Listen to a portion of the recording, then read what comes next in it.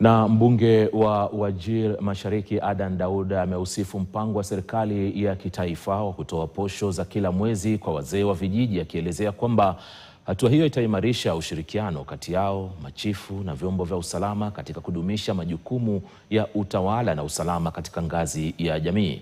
Akizungumza wakati wa sherehe ya kutawazwa kwa chifu wa maeneo ya Riba na Bojigaras katika kaunti ndogo ya Horof, mbunge Daud alibainisha kuwa wazee wa vijiji wana jukumu muhimu katika kutatua mgogoro na kukuza usalama katika jamii, huku akidokeza kuwa marupurupu hayo yataongeza motisha ya kuboresha utendakazi wao katika kutekeleza majukumu yao.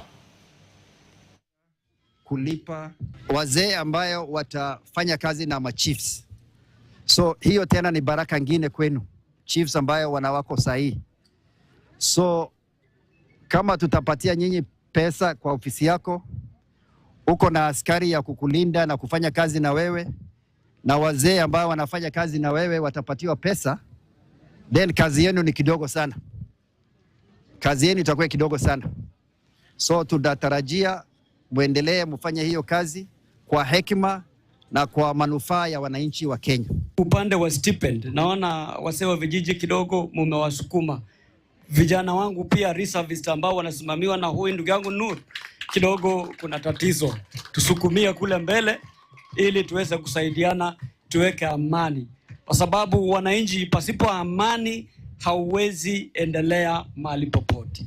Kuna matajiri wako hapa lakini wanaokopa wanajenga Nairobi kwa sababu ya msukosuko wa insecurity. Lakini tukitimiza amani, watakuja kujenga huku, wataekeza huku, na watoto wetu watasoma, tutafanya biashara na kila kitu itakuwa ya amani.